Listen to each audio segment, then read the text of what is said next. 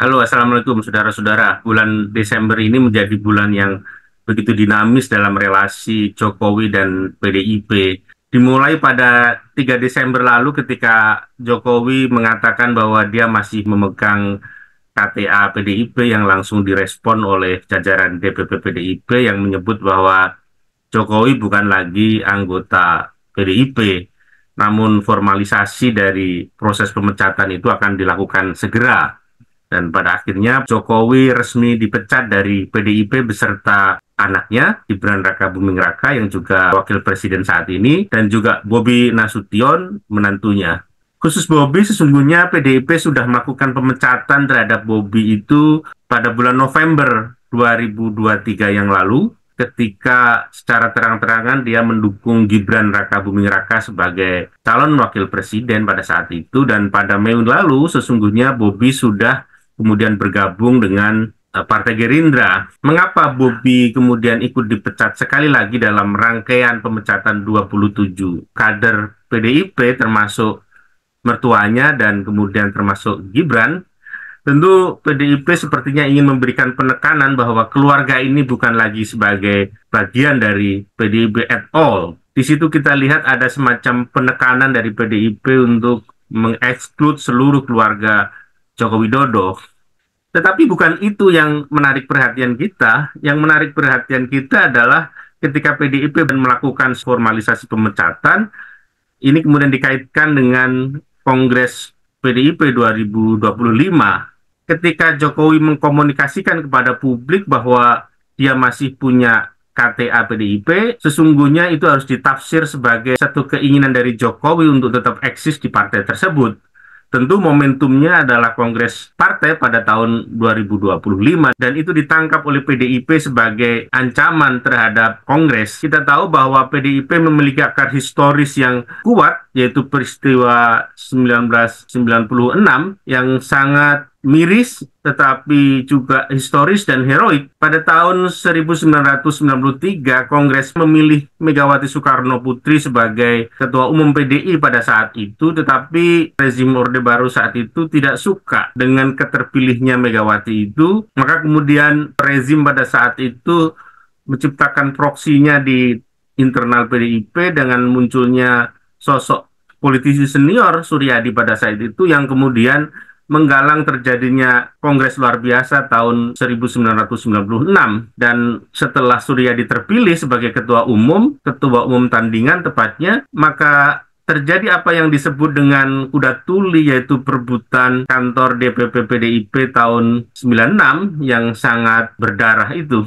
Ada trauma historis di tubuh PDIP pada saat ini, dan khususnya bagi Megawati, bahwa akan muncul kembali peristiwa serupa di mana proksi-proksi dari kekuasaan masuk di dalam PDIP dan kemudian melakukan semacam mengacak-acak partai ini dan memunculkan semacam Suryadi baru.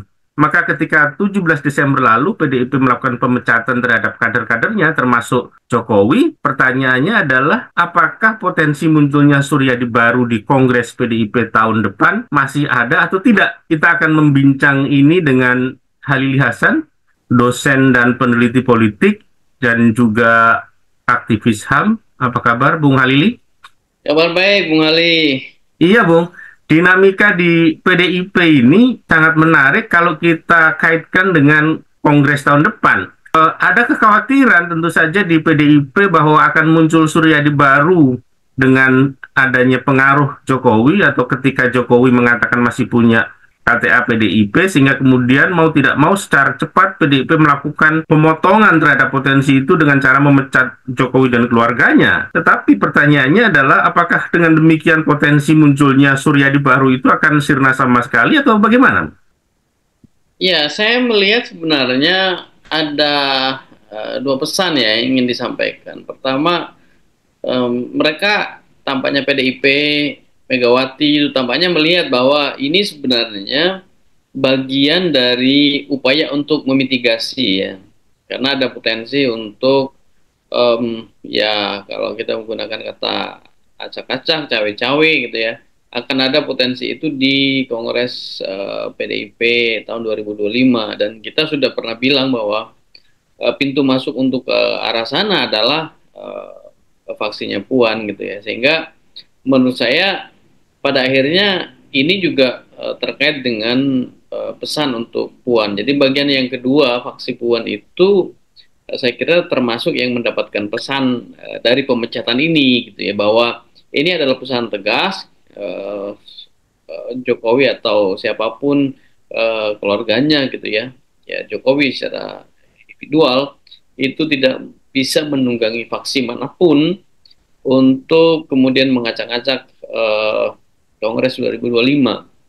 Nah, saya kira PDIP Megawati itu punya sejarah, punya pengalaman politik yang sangat matang ya untuk kemudian mereka punya kemampuan memitigasi, mengantisipasi kemungkinan intrusi kekuasaan politik, kekuasaan establish gitu ya, terhadap dinamika internal mereka.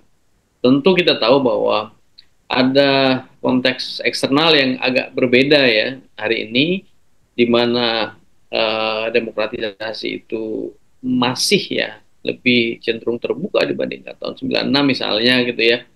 Tapi tetap saja menurut saya peristiwa 96 sebagai sejarah politik PDI Perjuangan itu adalah sejarah tentang bagaimana mereka membangun diri mereka untuk melakukan konsolidasi internal dan melakukan mitigasi eksternal, sehingga dengan dipecatnya keluarga Jokowi gitu, Jokowi, Gibran dan kemudian Bobi, itu sebenarnya penegasan ya bahwa mereka tidak mau ada sesuatu yang buruk di Kongres mendatang, tetapi juga itu merupakan pesan untuk internal agar internal apapun ceritanya harus melakukan konsolidasi, dan PDI Perjuangan dalam konteks ini Megawati sungguhnya melakukan mitigasi itu dengan baik, yang menunjukkan bahwa konsolidasi kelembagaan mereka sebenarnya cukup baik, belajar dari pengalaman politik di masa lalu. Itu Bung Ali. Kalau tadi Anda menyebut nama Puan sebagai salah satu faktor yang sangat mungkin disusupi oleh kekuatan eksternal, dalam hal ini adalah kekuatan pemegang kekuasaan, apakah Anda melihat memang Puan ini berpotensi menjadi semacam Suryadi baru gitu? Mengingat begini, bahwa Puan memiliki hubungan biologis dengan Ketua Umum Megawati, dan agak sulit membayangkan bahwa Puan akan menjadi dalam tanda petik mengkhianati Megawati itu sendiri, Bung. Ya, saya kira kita mesti melihat sejarah agak panjang yang bersangkutan ya, track record yang bersangkutan dalam relasi dengan Megawati. Satu, sebenarnya ada persoalan yang agak mendasar dalam relasi Puan ya dengan Megawati. Saya pernah membahas itu di podcast kita sebelumnya, bahwa sebenarnya yang diinginkan oleh Megawati untuk melanjutkan karir politik dia kan Prananda, bukan Puan. Tapi suaminya Taufik Kemas itu lebih menginginkan Puan sebagai anak biologisnya gitu ya. Taufik Kemas sebagai suami sambung dari Megawati tentu saja kemudian lebih berpihak pada anak biologisnya sendiri, Puan dalam konteks ini. Dan sejarah kemudian menunjukkan bahwa ya Puan pada bagian ini merupakan salah satu bagian terpenting dari PDIP, itu fakta. Sehingga pada bagian itu tetap saja ada relasi, ada hubungan biologis antara Puan dengan Megawati, tetapi ada tensi juga di internal mereka secara politik gitu ya, karena penerus Megawati ya di PDIP itu tentu saja tidak tunggal ya, kalau kita bicara klan Soekarno, dan ada Prananda di situ, dan Megawati ketika berhadapan dengan keinginan Taufik gitu, Taufik Kemas, itu kan kemudian memilih untuk mengalah. Pada bagian itu saya kira kita harus mengatakan bahwa tensi antara Megawati dan Puan, meskipun Puan adalah anak biologis Megawati, itu tetap saja ada dari sisi politik gitu ya. Satu. Yang kedua, sumber terpercaya ya, salah satu teman saya di PDI Perjuangan itu mengatakan bahwa Puan pernah punya pengalaman mendiamkan Megawati gitu ya. Anak mendiamkan ibunya itu sesuatu yang tidak lazim, Bung, dalam tradisi ketimuran. Tapi itu terjadi konon di internal, sehingga di internal hubungan Megawati dan Puan gitu. Sehingga pada bagian itu saya ingin mengatakan bahwa Puan sebenarnya punya keberanian agak lain ya, keberanian agak lain atas Megawati. Sehingga kalau dia kemudian punya kecenderungan untuk berbeda dengan pilihan ibunya, itu saya kira sesuatu yang sangat mungkin terjadi gitu ya. Saya pernah mengatakan di kesempatan kita sebelumnya, diskusi kita sebelumnya, bahwa ya kita tahu yang paling dekat gitu di pemilu presiden 2024 yang lalu, yang tidak all out gitu kan Puan. Beda dengan ibunya yang all out gitu. Pada bagian itu kan sebenarnya sudah kelihatan bahwa Puan dan ibunya tidak selalu seiring sejalan saya dalam konteks itu. Sehingga pilihan politik itu memungkinkan Puan untuk agak berbeda atau berbeda sama sekali dengan uh, pilihan ibunya gitu sebagai ketua umum PDI Perjuangan, tetapi barangkali dengan cara yang sangat soft. Nah, sehingga kalau kemudian apa namanya ada sosok lain secara eksternal, taruhlah kita sebut Jokowi gitu ya, pada bagian itu kalau tidak ditertibkan, itu ada potensi untuk terjadinya pendekatan yang lebih kasar gitu ya. Kalau tadi saya bilang ada penghalusan ya pendekatan meskipun itu ada tensi, tapi kalau ada trigger eksternal, bukan tidak mungkin saya kira pendekatan yang lebih kasar itu akan terjadi. Dan kalau kita lihat kekuasaan hari ini, itu kan salah satu faktor yang lain. Tadi saya setuju dengan Bung Ali yang pada bagian pengantar itu mengingatkan kita soal trauma politik gitu. Dan hari ini paling tidak dalam pidato publik yang terbaru ya dari Prabowo sebagai Presiden Republik Indonesia, dia mengatakan bahwa kalau ada Bu Puan saya nyaman gitu. Jadi Puan itu potensial untuk menjadi proksi kekuasaan sebenarnya di internal PDI Perjuangan. Dan itu yang diantisipasi dengan sangat baik, dengan mitigatif oleh PDI Perjuangan dalam konteks yang lebih spesifik Megawati Soekarno Putri. Begitu Bung Ali.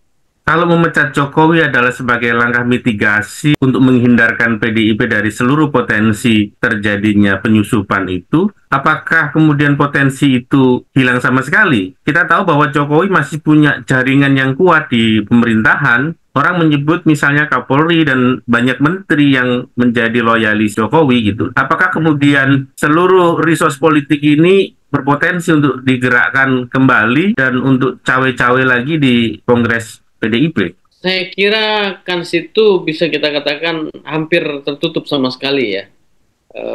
Jokowi sebagai faktor itu pasti sangat tertutup. Yang harus kita hitung pada bagian ini tentu saja Prabowo Subianto ya, yang punya kecenderungan politik sebenarnya berbeda dengan Jokowi. Bahwa dia seperti yang pernah saya bilang sebelumnya, agak sulit split dengan Joko Widodo, Prabowo dalam konteks ini karena faktor eksternal.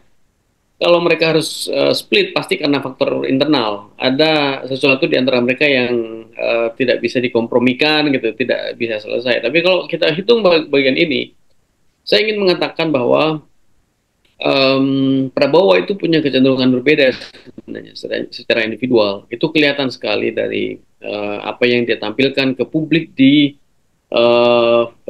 Pilpres 2014, kemudian 2019, kelihatan sekali bahwa dua sosok ini sebenarnya berbeda. Maka kalau kemudian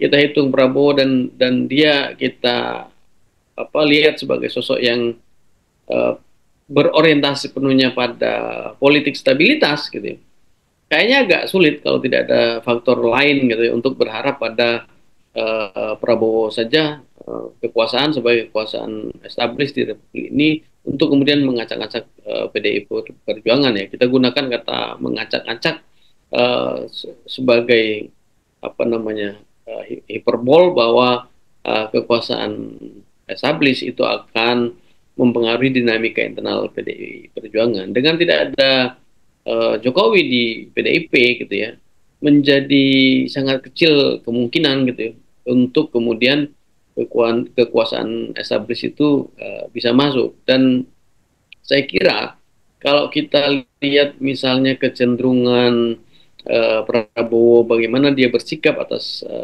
PDI Perjuangan atau ya Megal secara individual, tampaknya kecil kemungkinan itu.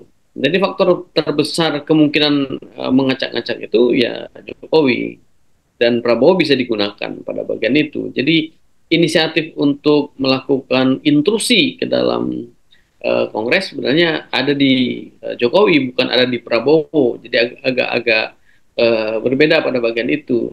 Kalau di masa lalu kan ketika trauma politik itu lebih melekat pada kekuasaan, kalau sekarang trauma politiknya PDI Perjuangan itu pada sosok Jokowi yang kebetulan pada beberapa bulan yang lalu dia presiden gitu. Dia kadernya dan mereka itu punya pengalaman di telikung sedemikian rupa dan itu melahirkan trauma politik. Jadi kalau trauma politik itu harus kita sematkan pada orang, itu tentu saja bukan pada Prabowo, tapi pada Jokowi. Dan Jokowi itu punya track record panjang dan membuat luka berkali-kali ya pada PDI Perjuangan, bukan hanya soal pilkada, pilpres, tapi juga soal-soal yang lain yang berkenaan dengan political standing PDI Jokowi ya di depan PDI Perjuangan. Saya pikir begitu, Bung Ali. Kalau benar bahwa satu-satunya cara Jokowi untuk masuk di dalam Kongres PDIP adalah melalui kekuasaan Prabowo, dan itu menjadi kecil kemungkinannya ya Bung, karena kalau kita lihat misalnya pertemuan Jokowi dan Prabowo beberapa hari yang lalu misalnya, banyak orang yang menginformasikan bahwa salah satu yang dibahas adalah keinginan Jokowi memaksakan Pilkada Jakarta 2 putaran melalui proses di MK, tetapi faktanya Prabowo memilih jalan berbeda, yaitu melepaskan Pilkada Jakarta karena instabilitas bisa tercipta jika kemudian itu dilakukan gitu. Nah, pada konteks Kongres PDIP, jika kemudian Jokowi menginginkan adanya langkah intervensi, mungkin Prabowo juga akan melakukan langkah yang berbeda atau tidak mau disetir oleh Jokowi. Kira-kira seperti apa, Bung? Pilkada Jakarta itu salah satu test case yang sangat baik menurut saya ya. Di mana kemudian Prabowo memilih untuk split ya dari pilihan politik Jokowi gitu. Jadi Prabowo itu pada bagian itu lebih objektif sebenarnya melihat keadaan politik di sekitar dia gitu. Akan sangat objektif ya dia kan, karena begini sebenarnya kalau kita cek kecenderungan kita hari ini gitu ya, ya kita tentu saja tidak pernah bisa menutup mata terhadap penilaian begitu banyak orang bahwa kita mengalami semacam regresi di kemunduran. Ada yang menyebut kita ini berada pada tahap stagnation to regression paling enggak. If dan Power itu pernah mengatakan itu dalam studi di ICIAS gitu ya. Jadi kita ini tidak pernah bisa menutup mata atas keadaan itu gitu. Tapi kalau kita melihat kecenderungan Prabowo kan sesungguhnya dia lebih bisa melihat segala sesuatu di sekitar dia secara politik itu dengan lebih jernih. Kacamatanya itu lebih jernih dibandingkan Jokowi. Kalau Jokowi itu semua kehendak politik dia itu harus kelakon gitu. Kalau Prabowo kan tidak. Salah satu test selain pilkada adalah dua peristiwa politik yang barangkali luput dari apa namanya pencermatan kita, yaitu soal penunjukan gubernur oleh presiden, gubernur Jakarta ya oleh presiden, yang sebenarnya pada bagian itu ya secara politik menguntungkan Prabowo gitu ya, karena dia presidennya. Dia ketika menjadi bagian dari yang menolak penunjukan oleh presiden, itu cara halus dia untuk menghindar dari upaya otak-atik Jokowi gitu ya.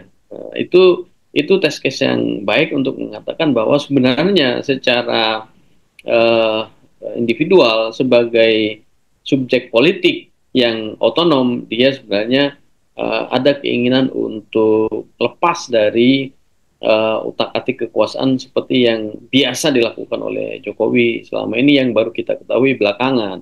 Kemudian yang lain soal revisi Undang-Undang Pilkada itu, Bu. Gerakan 20 Agustus itu 20 atau 22 ya.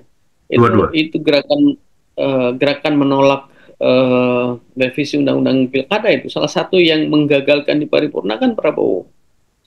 Dia melihat bahwa stabilitas politik itu bisa terganggu sangat, dan kalau itu terganggu dia bisa tidak jadi dilantik gitu pada waktu itu gitu kan, dan kemudian dia berinisiatif untuk melihat bahwa secara objektif memang aspirasi publik itu sulit untuk dilawan, untuk dibendung, dan kemudian dia memilih untuk menggerakkan partainya Gerindra. Dasko kan waktu itu salah satu yang kemudian hadir pertama kali di ruang publik untuk mengatakan bahwa revisi Undang-Undang Pilkada itu tidak jadi gitu. Jadi pada bagian itu saya ingin mengatakan bahwa sebenarnya Prabowo ini lebih objektif melihat gitu. Maka yang tadi Bung Ali bilang soal pilkada yang sebenarnya itu merupakan pilihan politik yang agak berbeda di antara dua orang ini.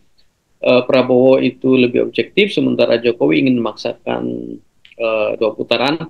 Itu pada akhirnya kemudian berujung pada tidak jadinya RK melakukan gugatan, dan itu dari sisi politik sebenarnya cukup menjelaskan kepada kita bahwa soal objektivitas dan subjektivitas itu salah satu yang membedakan antara Jokowi dan Prabowo. Sehingga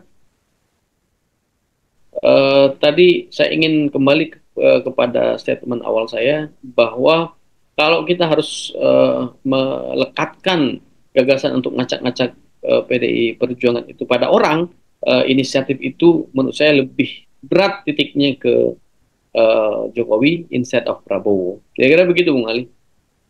Terakhir, Bung, apakah dengan demikian bahwa Kongres PDIP tahun depan aman, steril dari infiltrasi dan intervensi, atau masih ada potensi gangguan eksternal lain menurut Anda?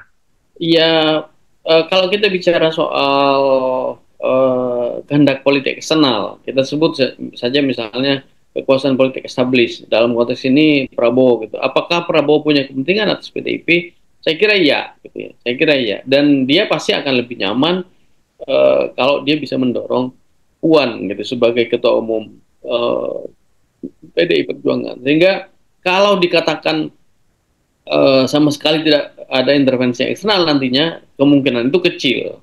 Karena kekuasaan negara itu punya kepentingannya sendiri, dan dia punya kalkulasinya sendiri tentang dinamika internal partai politik. Tetapi saya termasuk yang ragu ya, kalau Prabowo itu punya punya intensi politik besar atas PDI Perjuangan, apalagi kemudian mengacak-acak internal, kalau dibandingkan dengan Jokowi gitu ya. Kalau Jokowi itu sangat potensial untuk melakukan upaya kudeta politik di Kongres mendatang. Tapi Prabowo saya pikir kecil kemungkinan itu. Yang paling jauh dia bisa lakukan adalah menegosiasikan kepentingannya dengan salah satu faksi di internal. Siapa itu? Ya Puan.